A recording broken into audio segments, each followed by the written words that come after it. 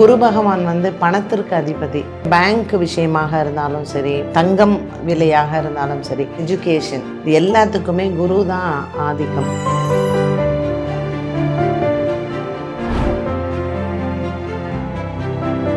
சனி பகவான் குரு வீட்டில் தான் உட்கார்ந்துருக்கார். ஒரு புதிய அரசு வந்திருக்கு. இது வேறு யாருமே எதிர்பார்க்கவே இல்லை.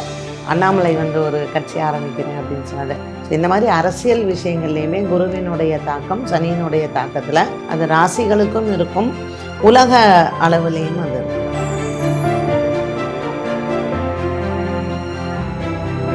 சனியும் நல்லா இல்லை, குருவும் நல்லா இல்லை. அதனால் அவங்க கேர்ஃபுல்லாக இருக்கணும். பிளானே இல்லைன்னா கூட குரு வீடு வாங்க வச்சுருவார். எனக்கு கார் வாங்குகிற ஐடியாவே இல்லை அப்படின்னா கூடயும் லோனை கொண்டாந்து கையில் கொடுத்து காரையும் கையில் கொடுத்து வாங்குகிற அளவுக்கு அவங்களுக்கு சூழ்நிலை வரும். ஏமாறுறதுக்கு வாய்ப்பு நிறையா இருக்குது.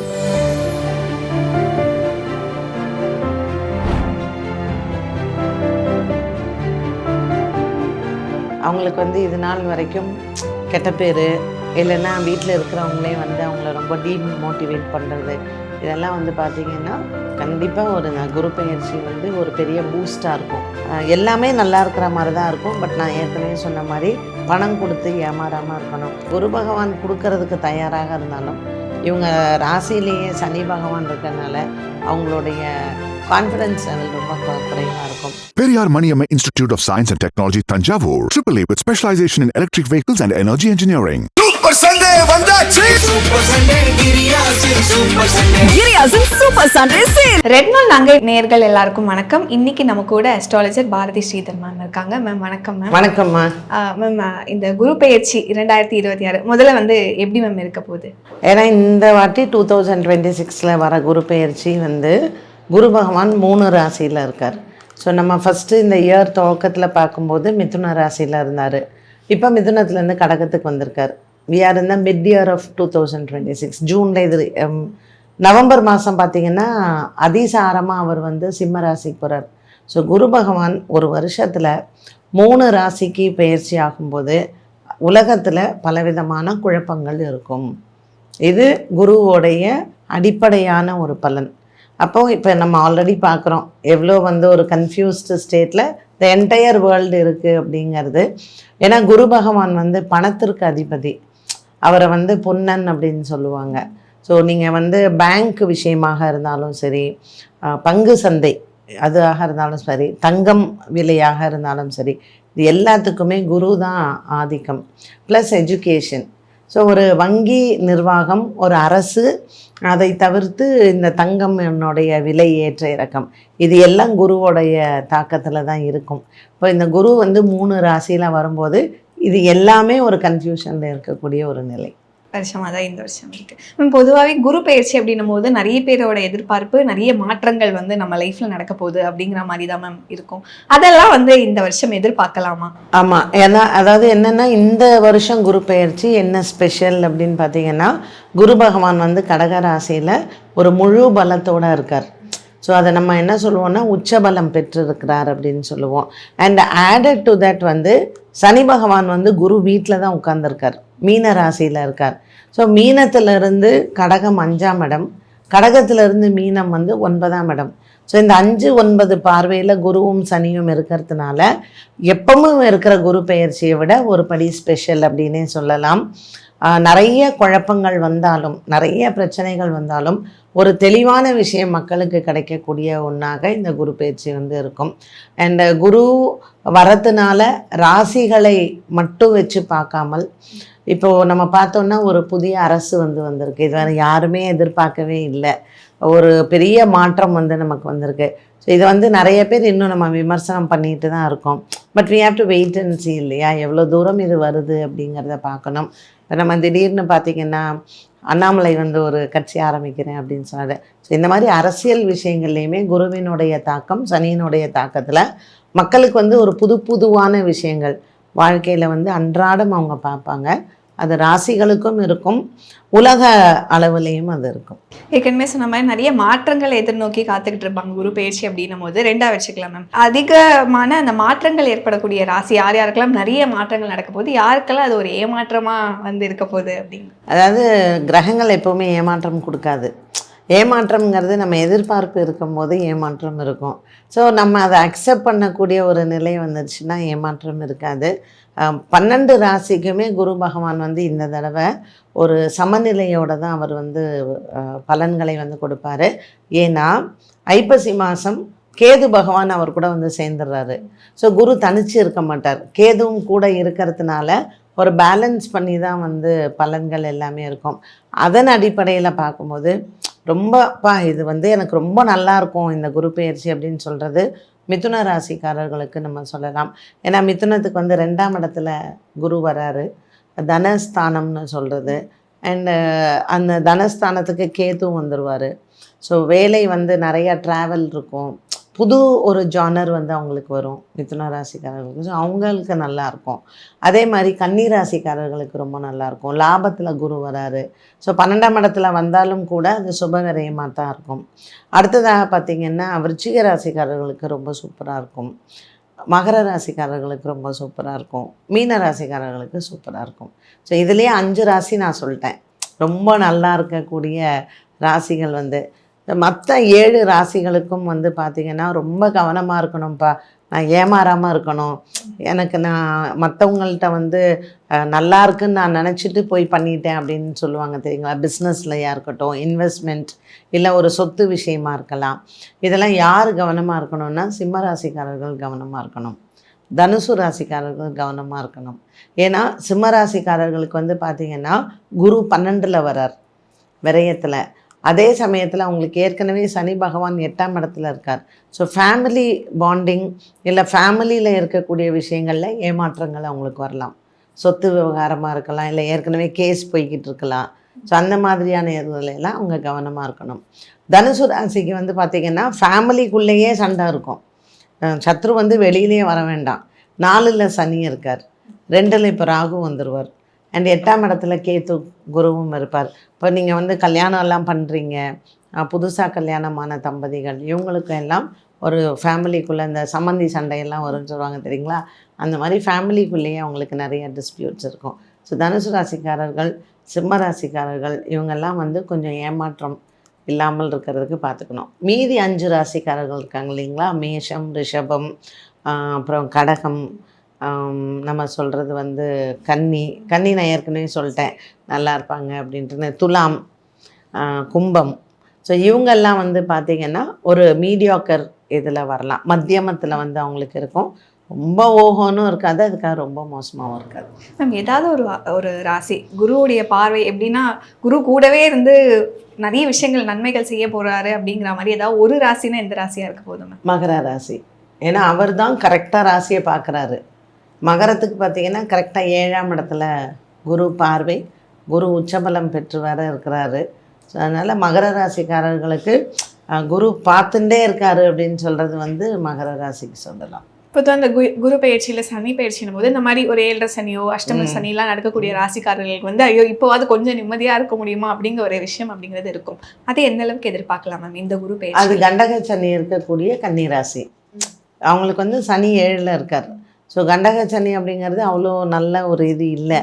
பட் ஸ்டில் குரு 11ஆம் இடத்துல இருக்கிறதுனால ஒரு பிளெஸ்ஸிங், பரவாயில்லப்பா குரு வந்து நமக்கு நல்லா இருக்காரு அப்படின்ட்டுன்னு. But at the same time துலாம் ராசிக்காரர்கள் கேர்ஃபுல்லாக இருக்கணும். அவங்களுக்கு 10ஆம் இடத்துல குரு.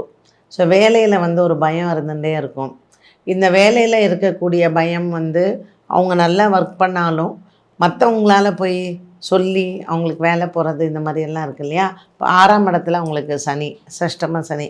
ஸோ இதில் 2 டிஃப்ரென்ஸ் என்னென்னா, கன்னிராசிக்காரர்களுக்கு சனி நல்லா இல்லட்டாலும் குரு ஹெல்ப் பண்ணுவார். துலாம் ராசிக்காரர்களுக்கு சனியும் நல்லா இல்லை, குருவும் நல்லா இல்லை. அதனால் அவங்க கேர்ஃபுல்லாக இருக்கணும். அடுத்த ஒரு சின்ன ஒரு ரேபிட் ஃபயர் மாதிரி ஒரு ஸ்டேட்மெண்ட்ஸ் கொடுக்க அது எந்தெந்த ராசிக்கு பொருந்தும் அப்படிங்கிற மாதிரி.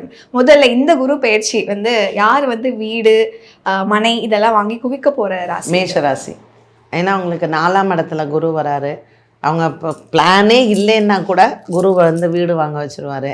இப்போ வந்து சும்மா ஒரு 2 வீலரில் தான் இருக்கேன் நான், எனக்கு கார் வாங்குகிற ஐடியாவே இல்லை அப்படின்னா கூடயும் லோனை கொண்டாந்து கையில் கொடுத்து காரையும் கையில் கொடுத்து வாங்குகிற அளவுக்கு அவங்களுக்கு சூழ்நிலை வரும். ஸோ மேஷ ராசிக்கு அதை சொல்லலாம். அதிகமாக கடன் சுமை அப்படிங்கிறது ஏற்பட போகிற ராசி எது மேம்? இப்போ கும்பராசிக்கு வந்து 6ஆம் இடத்துல குரு வருவார். இந்த கடன் சுமை எப்படி இருக்குன்னா, அவங்க 7.5 சனியில் இருக்காங்க. ஸோ அவங்களுக்கும் ஏதாவது ஒரு சுபத்துக்காக கடன் வாங்குவாங்க. ஒரு கல்யாணமாக இருக்கலாம், இல்லை வீடு கட்டுறதுக்காக இருக்கலாம், இல்லை அவங்களுடைய இப்போ ஒரு அக்கா தங்கச்சிங்களுக்கு கல்யாணம் பண்ணுறது அந்த மாதிரிக்காக. ஸோ கும்பராசிக்காரர்களுக்கு கடன் சுமை வந்தாலும் கூட அது ஒரு சுகமான சுமையாகத்தான் இருக்கும். அடுத்தது முக்கியமானது திருமண யோகம் எந்த ராசிக்காரர்களுக்கு வந்து இருக்க போகுது மேம்? மகர ராசிக்கு இருக்கும், விருச்சிக ராசிக்கு இருக்கும். 2 ராசிக்காரர்களுக்கும் ஒரு 50 வயசு ஆகிட்டு எனக்கு கல்யாணமே வேண்டாம் அப்படிங்கிறவங்களுக்கு கூட கண்டிப்பாக ஒரு கல்யாண யோகத்தை கொண்டாந்து கொடுத்துருவார். ஸோ பாக்கியத்திற்கு வரக்கூடிய விருச்சிகத்துக்கும் 7ஆம் இடத்திற்கு வரக்கூடிய மகரத்திற்கும் கண்டிப்பாக கல்யாண யோகம் வரும். ரிலேஷன்ஷிப்ஸில் நிறைய ப்ராப்ளம்ஸ் ஏற்படக்கூடிய ராசி என்ன? திருமண வாழ்க்கையாக இருக்கட்டும், இல்லை இந்த லவ் இந்த மாதிரியான ரிலேஷன்ஷிப்ஸில் அதிக பிரச்சனைகளை சந்திக்க போகிற ராசி எது? சந்திக்கக்கூடிய ராசி தனுசு. ஏன்னா அவங்க வந்து கொஞ்சம் இமோஷ்னலி வீக் பீப்புள், கொஞ்சம் பிடிவாதமும் நிறையா இருக்கும். நம்ம சொல்கிறது தான் மற்றவங்க கேட்கணும் அப்படின்ட்டுன்னு. ஸோ அவங்க வந்து ஒரு லவ் லைஃபு இல்லை புதுசாக கல்யாணம் இருக்குது அப்படின்னா அவங்க கொஞ்சம் கேர்ஃபுல்லாக இருக்கணும். ஏன்னா அவங்களுக்கு 2ல் ராகு, 8ல் கேது வருது, 8ல் குருவும் வருது. So there can be a split in the family. அதனால் அவங்க வந்து கேர்ஃபுல்லாக இருக்கணும். இல்லை ஒரு லவ் லைஃப்பில் இருக்காங்கன்னா பிரேக்கப்ஸ் வரலாம். அடுத்து வந்து ஆரோக்கியம். ஆரோக்கியம் வந்து எந்தெந்த ராசிகளுக்கு வந்து அதிகமான ஒரு கவனம் அப்படிங்கிறது தேவைப்படுது மேம்? இப்போ வந்து பார்த்திங்கன்னா 8ஆம் இடத்திற்கு வரக்கூடிய குரு வந்து தனுசு ராசிக்கு. ஸோ அவங்களுக்கு ஆரோக்கியத்தில் கண்டிப்பாக கவனமாக இருக்கணும். கொஞ்சம் மருத்துவ செலவெல்லாம் அவங்களுக்கு வரும். கும்பராசிக்கும் 6ஆம் இடத்துல வருது. பட் அந்த 6ஆம் இடத்துல கொஞ்சம் உச்சபலம் பெற்றிருக்கிறதுனால அந்த அளவுக்கு ஒன்றும் பெருசாக பாதிப்பு இருக்காது. தனுசு ராசிக்காரர்களுக்கு தான் கொஞ்சம் 8ல் கேது குரு எல்லாம் வர்றதுனால, ராசிநாதனே வர்றதுனால கொஞ்சம் அவங்க கேர்ஃபுல்லாக இருக்கணும். அடுத்து வந்து வெளியூர் பயணங்கள் அதிகமாக மேற்கொள்ள போகிற ராசி எது மேம்? விருச்சிக ராசிக்காரர்களுக்கு நிறையா பயணங்கள் இருக்கும். அதே மாதிரி கன்னி ராசிக்காரர்களுக்கு பயணங்கள் இருக்கும். மகர ராசிக்காரர்களுக்கு பயணங்கள் இருக்கும். கடல் தாண்டி போகக்கூடிய யோகம் மகர ராசிக்கு நிறையா இருக்கும். அவங்களுக்கு மேஷத்துக்குமே இருக்கும். ஏன்னா கேதுவும் வராரு. ஸோ நிறையா ட்ராவல் இருக்கும் அவங்களுக்கு. பிஸ்னஸில் ஒரு அதிகப்படியான லாபத்தை சம்பாதிக்கக்கூடிய ராசினா என்ன? கன்னிராசிக்காரர்களுக்கு லாபத்தில் வராரு குரு. ஸோ அவங்களுக்கு ரொம்ப நல்லாயிருக்கு. மிதுன ராசிக்காரர்களுக்கு நல்லாயிருக்கு. மீன ராசிக்காரர்களுக்கு நல்லாயிருக்கு. ஸோ இவங்க எல்லாமே பிஸ்னஸில் வந்து என்னெல்லாம் இதுக்கு ஒரு 3-4 இயர்ஸ் முன்னாடி இன்வெஸ்ட் பண்ணியிருப்பாங்களோ அதுக்கெல்லாம் அவங்க நல்ல ஒரு லாபத்தை பார்க்கக்கூடிய ஒரு குரு பயிற்சி தான். அடுத்து வந்து ஒரு பணம் செலவு பண்ணக்கூடிய விஷயத்தில் ரொம்ப கவனமாக இருக்கணும், ஒரு இன்வெஸ்ட்மெண்ட் முதற்கொண்டு எல்லாத்துலேயும் கவனமாக இருக்கணும் அப்படின்னு சொல்லக்கூடிய ராசி துலாம். ஏமாறுறதுக்கு வாய்ப்பு நிறையா இருக்குது. இப்போது சம்டைம்ஸ் நம்ம பேச்சுவாக்கில் ஃப்ரெண்ட்ஸ் எல்லாம் பேசுவோம், சரி நீ போடு நான் போடுன்னு சொல்லிட்டு மொத்தமாக ஒரு கூட்டாக சேர்ந்து போடுறாங்க பார்த்தீங்களா. ஸோ இவங்களுக்கு துலாம் ராசிக்காரர்களுக்கு கொஞ்சம் நஷ்டம் வர்றதுக்கான வாய்ப்பு நிறையா இருக்குது. ஏன்னா 10ல் குரு வராரு, 6ஆம் இடத்துல ஏற்கனவே அவங்களுக்கு சனி இருக்கிறதுனால கடனில் கொண்டு போய் விட்டுரும். அதனால் துலாம் ராசிக்காரர்கள் இன்வெஸ்ட்மெண்ட் பண்ணுறாங்க அப்படின்னா கொஞ்சம் மற்றவங்க யார் பண்ணுறாங்களோ அவங்களுடைய நேர காலத்தையும் பார்த்துட்டு பண்ணுறது நல்லது. இப்போ அவங்களுக்கும் நேரம் சரியில்லைன்னு வச்சுக்கோங்களேன். ஸோ மொத்தமாக அவங்க வந்து நஷ்டத்தில் போய் முடியும். அது யாராவது ஒருத்தருக்கு டைம் நல்லா இருந்து இவங்களும் பண்ணாங்கன்னா கொஞ்சம் இவங்க இழப்புகளை வந்து கொஞ்சம் சரி செய்யலாம். அதனால் துலாம் ராசி கேர்ஃபுல்லாக இருக்கும். மேம், பொதுவாகவே இந்த கூட்டு தொழில் அப்படிங்கிறது இந்தந்த ராசிகளுக்கு பொதுவாகவே வந்து இது சரியாக இருக்கும், இதெல்லாம் சரி இருக்காது அப்படிங்கிற மாதிரி இருக்கணும். அது வந்து ராசிங்கிறத விட it depends on the horoscope. இப்போ 10ஆம் இடம் சரியில்லைன்னு வச்சுக்கோங்களேன், எப்போவுமே உனக்கு வந்து பிரச்சனையில் இருக்கணுங்கிற ஜாதகம் சிலது இருக்கும், பிரச்சனையே இல்லாத ஜாதகம் இருக்கும். ஸோ இந்த பிரச்சனை இருக்கிற ஜாதகத்துக்கு நீங்கள் என்ன தான் ஃப்ரெண்டோட கூட்டு தொழில் பண்ணுறீங்க இல்லை அப்பாவோட எல்லாம் பண்ணுறாங்கன்னா அவங்களுக்கு எப்போவுமே ஒப்பீனியன் டிஃப்ரென்ஸ் இருந்துக்கிட்டே தான் இருக்கும். So it depends on the individual. So ராசிகள் அப்படின்னு நீங்கள் பார்க்கும்போது இப்போ சிம்ம ராசிக்கு 12ஆம் இடத்துல வராங்க, நிறைய விரயம் இருக்கும். அண்டு சனியும் 8ல் இருக்கார், கேதுவும் போகிறார். அதிகமான விரயங்கள் அப்படின்னு பார்க்கும்போது சிம்ம ராசிக்காரர்கள் கவனமாக இருக்கலாம். கூட இருக்கக்கூடிய இல்லை நண்பர்களால் துரோகத்தை நேரக்கூடிய வாய்ப்புகள் இருக்குது, அது எந்த ராசிக்கு? இப்போ மேஷத்துக்கு வந்து பார்த்திங்கன்னா 4ஆம் இடத்துல குரு வராரு. மேஷத்தை விட ரிஷபராசிக்காரர்கள் கொஞ்சம் கவனமாக இருக்கணும். பண விஷயத்தில் குறிப்பாக நீ வந்து இப்படி கொடு, நான் வந்து இதில் உனக்கு பணம் போட்டு ரெட்டிப்பாக்கி தரேன், அதை பண்ணி தரேன் இதை பண்ணி தரேன்லாம் சொன்னால் கொஞ்சம் இவங்க கவனமாக இருக்கணும். யாரையும் நம்பி பணத்தை கொடுக்கக்கூடாது. ஸோ இந்த நம்பி மோசம் போகிறது அப்படிங்கிறது ரிஷபராசியார். அடுத்து குடும்பத்துல நிறைய பிரச்சனைகள் இல்ல சலசலப்புகள் ஏற்படக்கூடிய ராசி எது? சிம்மராசி சொல்லலாம். ஏன்னா அவங்களுக்கு ஆல்ரெடி சனி 8ஆம் இடத்துல இருக்கிறதுனால எப்போவுமே ஃபேமிலியில் ஒரு பிரச்சனை இருந்துகிட்டே இருக்கும். இப்போ குருவும் 12ல் கேதுவோட போகிறாரா, அதனால் அவங்களுக்கு தான் ஃபேமிலி ப்ராப்ளம்ஸ் நிறையா இருக்கும் சிம்மராசிக்காரர்களுக்கு. அதனால் அவங்க எந்த விஷயத்தையும் ஃபேமிலி மேட்டர் டிஸ்கஸ் பண்ணுறதா இருந்தாலும் கொஞ்சம் யோசித்து பண்ணுறது நல்லது. மேம் அடுத்து இந்த ஜாக்பாட் அப்படிங்கிற ஒரு விஷயத்தை எப்படி மேம் பார்க்கலாம்? அது நம்பலாமா நம்பக்கூடாதா? இந்த மாதிரியான விஷயம் மிதுன ராசிக்காரர்களுக்கு கொஞ்சம் ஜாக்பாட் வர்றதுக்கான வாய்ப்பு இருக்குது. ஏன்னா இவ்வளோ நாளாக அவங்க எதுக்கெல்லாம் கஷ்டப்பட்டாங்களோ, நான் சொல்கிறது ஒரு 15 இயர்ஸ் பேக் யாராவது காசு கொடுக்கணும், அவங்க ஏமாந்துட்டாங்கன்னா அது இன்றைக்கி வேறு யார் மூலமாவது அவங்களுக்கு அது காம்பன்சேட் ஆகும். ஸோ அந்த நபரே வருவாங்க அப்படின்னு சொல்ல முடியாது. நீங்கள் என்னெல்லாம் விதைச்சிங்களோ அதை அறுவடை செய்கிறதுக்கு ஒரு ஜாக்பாட் அடிக்கிறதுக்கு மிதுன ராசியை சொல்லலாம். அதே மாதிரி மகர ராசியை சொல்லலாம். ஸோ ரெண்டு ராசிக்காரர்களும் என்ன உழைச்சிருக்காங்களோ அதுக்கான நல்ல விஷயங்கள் இப்போ வந்து அவங்களுக்கு கிடைக்கும். அவங்களுக்கே நம்ப முடியாது, என்ன நமக்கா இதெல்லாம் நடக்குது அப்படின்னு யோசிப்போம்ல, அது மிதுனம் அண்டு மகரம் கண்டிப்பாக சொல்லலாம். அடுத்து இன்னும் ஒரு சில ராசி வந்து நான் எவ்வளோ கஷ்டப்பட்டுட்டேன், நான் எவ்வளோ எஃபர்ட் போட்டுமே எனக்கு ஒரு வேலை செய்கிற இடத்துலையோ இல்லைனா எங்கேயுமே எனக்கான அந்த ஒரு ரெக்கக்னிஷன் அப்படிங்கிறது கிடைக்கலங்கிற ஒரு வருத்தம் இருக்கும் மேம். இது சரியாகக்கூடிய ஒரு குரு பெயர்ச்சி இது எந்த ராசிக்கு இருக்க போகுது? மீன ராசி சொல்லலாம். அவங்களுக்கு வந்து இது நாள் வரைக்கும் கெட்ட பேர், இல்லைன்னா வீட்டில் இருக்கிறவங்களே வந்து அவங்கள ரொம்ப டீமோட்டிவேட் பண்ணுறது, இதெல்லாம் வந்து பார்த்திங்கன்னா இந்த மீனராசிக்காரர்களுக்கு கண்டிப்பாக ஒரு குரு பெயர்ச்சி வந்து ஒரு பெரிய பூஸ்டாக இருக்கும். ஸோ அவங்க எவ்வளோக்கு எவ்வளோ ஒரு செல்ஃப் கான்ஃபிடென்ஸ் லோவாக இருக்கோ அந்த கான்ஃபிடென்ஸ் லெவல் அவங்களுக்கு கண்டிப்பாக பூஸ்ட் ஆகிடும். நிறைய குழப்பங்களில் இருக்கக்கூடிய ராசி அதெல்லாம் இப்போ கொஞ்சம் தெளிவு பெறும் அப்படிங்கிற மாதிரி. மகர ராசிக்காரர்களுக்கு 7.5 சனி விட்டதுக்கு அப்புறமும் கூட இப்போ குருவெல்லாம் 6ஆம் இடத்துல இருந்ததுனால ஒரு நிறையா ஃபினான்ஷியலாகவும் சரி மாரலாகவும் சரி நிறைய குழப்பங்கள் வீட்டில எல்லாம் இருந்திருக்கலாம். அதெல்லாம் மாறி இது எனக்குன்னு ஒரு வாழ்க்கை அப்படின்னு வாழ்கிறதுக்கு மகர ராசிக்காரர்களுக்கு கண்டிப்பாக இருக்குது. மேம் எப்போவுமே ஆலயங்கள் சிலது வந்து நீங்கள் வந்து சஜஸ்ட் பண்ணுவீங்க அப்படின்னும் போது இந்த குரு பெயர்ச்சிக்கு ரொம்ப ஸ்பெஷலாக எந்தெந்த ஆலயங்களுக்கு வந்து போகலாம், என்னென்ன மாதிரி பரிகாரங்கள் செய்யலாம்? சரி, நான் மேஷ ராசிக்காரர்களுக்கு வந்து எவ்ரி தேர்ஸ்டே அவங்க வந்து முருகன் கோவில் போகிறது ரொம்ப நல்லது. ஸோ இந்த 1 இயரில் அவங்க கண்டிப்பாக இந்த முருகன் கோயில் போனால் எனக்கு நல்லது அப்படின்னா சுவாமிமலை போகலாம். கண்டிப்பாக அவங்க வந்து சுவாமிமலை போகலாம். ரிஷபராசிக்காரர்களுக்கு வந்து பார்த்திங்கன்னா எல்லாமே நல்லா இருக்கிற மாதிரி தான் இருக்கும். பட் நான் ஏற்கனவே சொன்ன மாதிரி பணம் கொடுத்து ஏமாறாமல் இருக்கணும். அதனால் அவங்க எவ்ரி தேர்ஸ்டே ஒரு நல்ல சித்தர் பீடம் போகிறதோ, ஒரு மன அமைதிக்காக தே கேன் கோ. ஸோ ராகவேந்திரர் சுவாமி கோயில் போகிறது, மௌன சுவாமி, இப்போ திருவண்ணாமலையெல்லாம் போனீங்கன்னா இந்த ரமண மகரிஷி அந்த மாதிரி ஏதாவது ஒரு சித்தர் பீடங்களோ இல்லை மகான்களினுடைய இடத்துக்கோ போய் மெடிடேஷன் பண்ணலாம். They can do it on a pournami or on a Thursday.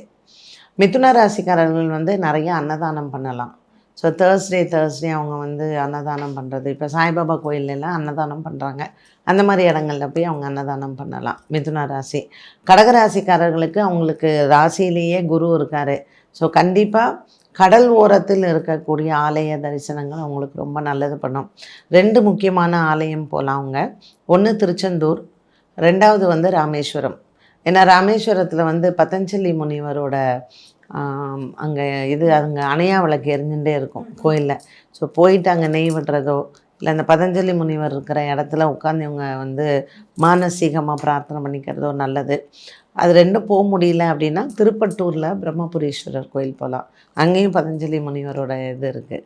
So இந்த கோவில் வந்து கடகராசிக்காரர்கள் பண்ணலாம். சிம்மராசிக்காரர்கள் வந்து கொஞ்சம் நிறைய பிரயத்தனப்படணும் அப்படின்வாங்க இல்லையா. ஸோ வியாழக்கிழமை காலையில் 6 to 7 குரு ஹோரை வரும். அந்த குரு ஹோரையில் மௌன விரதம் இருக்கிறது நல்லது. 1 hour 6 to 7 எவ்ரி தேர்ஸ்டே இருக்கலாம். அதே மாதிரி இந்த கோயில் போனால் எனக்கு நல்லது அப்படின்னா திட்டைன்னு ஒரு ஊர் இருக்குது கும்பகோணத்தில். ஸோ அந்த திட்டையில் இருக்கக்கூடிய குரு பகவானை போய் பார்த்தாங்கன்னா இவங்களுக்கு இந்த குரு பெயர்ச்சிக்கான தோஷ நிவர்த்தி நல்லாயிருக்கும். அடுத்தது வந்து சிம்மராசி. சிம்மராசி இப்போ சொன்னோம். ஆமாம், சிம்மம் சொல்லிட்டோம். சிம்மம் தான் திட்டை சொன்னேன். கன்னி ராசிக்காரர்களுக்கு வந்து குரு லாபத்தில் இருக்கார். அதனால் எவ்ரி தேர்ஸ்டே அவங்க வந்து ஏதாவது ஒரு முருகன் கோயில் போகலாம், இல்லைன்னா தனிப்பட்ட ஆஞ்சநேயர் கோயில் இருக்குது பார்த்தீங்களா, தேர்ஸ்டேஸ் போயிட்டு 11 விளக்கேற்றணும். லாபத்தில் ஏற்றுனாங்கன்னா கண்டக சனிக்கும் நல்லது, குருவுக்கும் நல்லது. ஸோ 2 in 1 அவங்களுக்கு, இந்த கன்னிராசிக்காரர்களுக்கு. துலாம் ராசிக்காரர்கள் வந்து ஒவ்வொரு வியாழக்கிழமையும் தட்சிணாமூர்த்திக்கு பண்ணுறது நல்லது. ஸோ தட்சிணாமூர்த்தி வேறு, குரு பகவான் வேறு தான். அதனால் தட்சிணாமூர்த்திக்கும் பண்ணிவிட்டு அங்கே இருக்கக்கூடிய நவகிரக குருவுக்கும் விளக்கேற்றணும். கொண்டக்கடலை வந்து அவங்க கோயிலுக்கு தானமாக கொடுக்கலாம். ஜென்ரலி இந்த தானியங்கள் தானம் பண்ணும்போது ராவாக தான் கொடுக்கணும். இந்த தண்ணியில் ஊற போட்டு கொடுக்கறது அந்த மாதிரி இல்லாமல் கடையில் வாங்கி கோயிலுக்கு அப்படியே அவங்க தானமாக கொடுக்கலாம். துலாம் ராசிக்காரர்கள். விருச்சிக ராசிக்காரர்களுக்கு குரு பகவான் நல்லா இருக்கார்.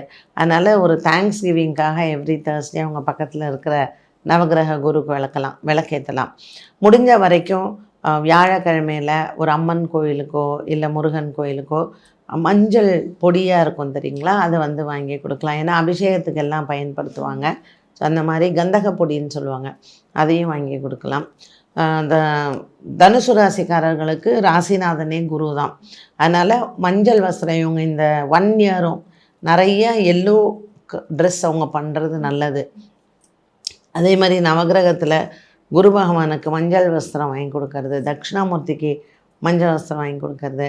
இப்போ அந்த காலத்துல எல்லாம் வந்து பார்த்திங்கன்னா இந்த கிழங்கு மஞ்சள் இருக்குது இல்லைங்களா, அது வீட்டில் வந்து வச்சுப்பாங்க. லட்ச மஞ்சள் வந்து கொடுப்பாங்க. ஒரு வருஷத்துக்கு கணக்கு வச்சுப்பாங்க. 1,08 மஞ்சள் வந்து மூட்டையில் போட்டு 1 இயர்க்குள்ளே அதை வந்து சுமங்கலிங்களுக்கு கொடுத்து முடிப்பாங்க. ஸோ தனுசு ராசியில் இருக்கக்கூடிய பெண்கள் அந்த மாதிரி லட்ச மஞ்சள் கொடுக்கலாம். உங்கள் வீட்டில் நீங்கள் கடையிலே சொன்னீங்கன்னா அவங்க அந்த லட்ச மஞ்சளும் போட்டு கொடுப்பாங்க. ஸோ 2 நீங்கள் ஒரு ஜிப்லாக்கில் போட்டு வச்சுட்டு யாரெல்லாம் பார்க்குறீங்களோ உங்களுடைய தெரிஞ்சவங்க சுமங்கலிங்க கோயிலில் இருக்கிறவங்க அது மாதிரி 2 மஞ்சள், அந்த லட்ச மஞ்சளையும் ஒரு வருஷத்தில் முடிக்கலாம். அது ஒரு பரிகாரமாச்சுண்டா 8ஆம் இடத்துல குரு, கேத்து, 4ஆம் இடத்துல சனி, இது எல்லாத்துக்குமே அவங்களுக்கு நல்ல பரிகாரம். அதே மாதிரி மகர ராசி, மகர ராசிக்கு 7ஆம் இடத்துல குரு இருக்கார். ஸோ எந்த விதமான ஒரு தொந்தரவும் பெருசாக இல்லை.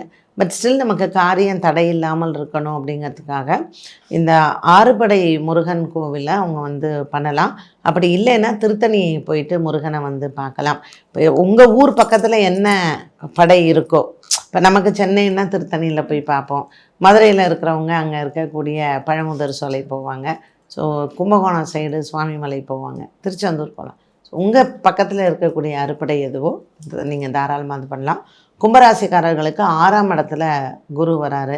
ஸோ எவ்ரி தேர்ஸ்டே நீங்கள் வீட்லேயே 3 நெய் விளக்கேற்றலாம். படிக்கிற பசங்களுக்கெல்லாம் புக்கு வாங்கி கொடுக்கறது, இப்போ இல்லாத பள்ளிக்கூடங்களுக்கு வந்து பெஞ்ச் வாங்கி கொடுக்கறது, ஏதோ ஒரு விதத்தில் சேரிட்டி வந்து கண்டிப்பாக வந்து கும்பராசிக்காரர்கள் பண்ணலாம். இல்லை சாப்பாடு போடுறது அந்த மாதிரி அவங்க வந்து செய்யலாம். பட் பொருளாக கொடுக்கறது ரொம்ப நல்லது. 12வது ராசியான மீன ராசி, அவங்களுக்கு 5ஆம் இடத்துல நல்லா இருக்குது. அவங்க வந்து கான்ஃபிடென்ஸை பூஸ்ட் பண்ணுறதுக்கு தான் பரிகாரமே. ஏன்னா குரு பகவான் கொடுக்கறதுக்கு தயாராக இருந்தாலும் இவங்க ராசியிலேயே சனி பகவான் இருக்கிறதுனால அவங்களுடைய கான்ஃபிடென்ஸ் லெவல் ரொம்ப குறைவாக இருக்கும். அதனால் மனோரீதியான தைரியம் வருவதற்கு வியாழக்கிழமை இவங்க வந்து ஆஞ்சநேயரை போய் பார்க்குறதோ, ஆஞ்சநேயருக்கு வெண்ணக்காப்பு சாத்துறது, இல்லைன்னா இந்த செந்தூரம் சாத்துவாங்க. ஸோ அந்த மாதிரி இவங்க வந்து பண்ணாங்கன்னா இந்த குரு சனி 2த்துக்குமே அவங்களுக்கு ரொம்ப நல்லது. நன்றி மேம், நிறைய விஷயங்கள் ரொம்ப அழகாக வந்து சொல்லியிருந்தீங்க ma'am. Thank you ma'am. Thank you. Periyar Maniamma Institute of Science and Technology, Tanjavur. AAA with specialization in electric vehicles and energy engineering. Super Sunday வந்தாச்சு. சூப்பர் சண்டே கிரியாசில் super Sunday Giriya's Super Sunday Sale.